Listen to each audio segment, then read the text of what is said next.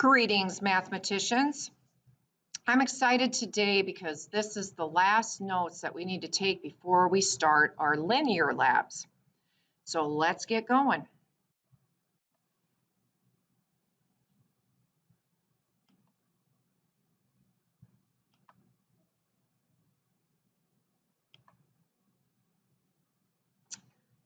Oh boy, shellfish. Okay. So let me make this full screen. Here we go. So your notes are on point slope form today. I'm going to zoom it in here a little bit. And you may have seen this from Algebra 1. Y minus y1 equals your slope m times the quantity x minus x1. So really this is just like a formula, and we're going to substitute in some different values so that we can come up with an equation for a best fit line, and then we can make some predictions with that equation. So as you can see, we're going to use it for finding best fit line during our upcoming labs and then make predictions. So let's say, for example, we need to find an equation that passes through the points 2, -3, and 4, 7. Our first step is going to be to find the slope. Now I'm going to go ahead and label our ordered pairs. This is x1, y1, x2, y2. And you can see, wow, everything's just coming together for this last step. So we're going to find slope first. Let's substitute in 7 minus a -3 divided by 4 minus 2. So I just ended up substituting in those values. Now the numerator ends up being a minus negative. So I'm going to change that to plus plus. 7 plus 3 is 10. The denominator, 4 minus 2, is 2.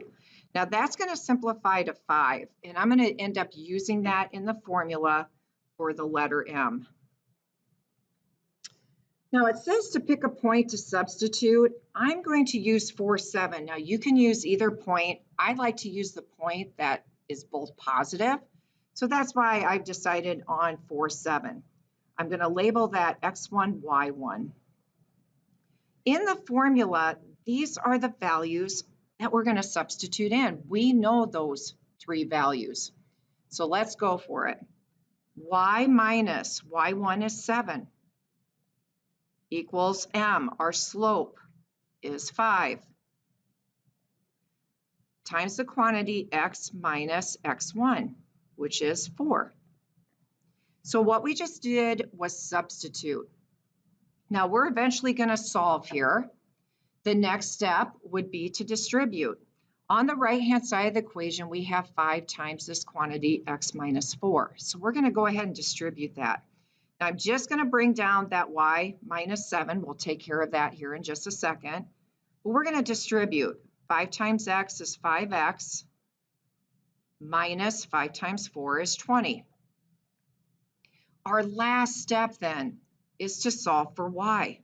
Just get y by itself. The inverse of minus 7 is to add 7. Now that's a constant. We put that underneath the minus 20. That cancels. That's good. We're trying to get y by itself. We bring down 5x.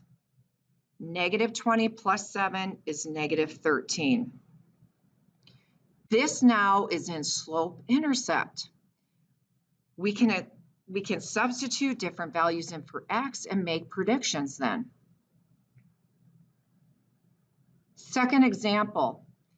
Now my ordered pairs would be more like real world data, and that's probably what's going to happen when we do our labs. We're going to end up having some decimal answers. We might be measuring in centimeters, and so we won't have these nice neat numbers. So I wanted to do an example with some decimals and see what happens.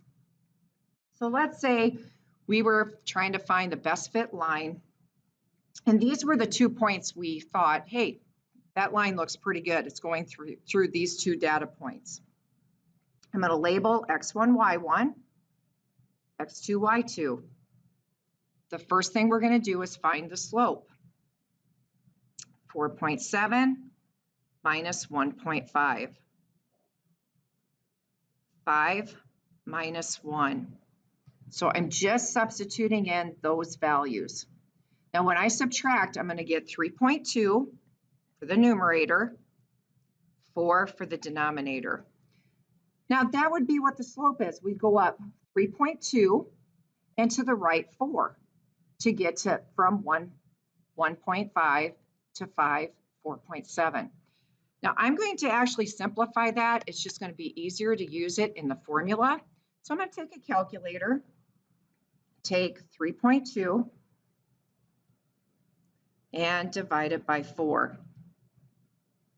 And I get 0.8. And that's what my slope is going to be. I'll end up using that in the formula. Now again, it says to pick a point, and I'm going to pick 1.5. Either point you may use. I just decided on this particular point. I'm going to underline the values that we're going to substitute in. So it's y minus 1.5 equals our slope. There it is, 0.8. X minus our x1 is 1. So I just substituted those values in. Next step is to distribute. The y minus 1.5 just comes straight down. We'll distribute that 0.8 times x, 0.8x, that's a constant times a variable. And then we'll take 0.8 times 1. So minus anything times 1 is itself. One last step, we're going to solve for y. We're going to add 1.5.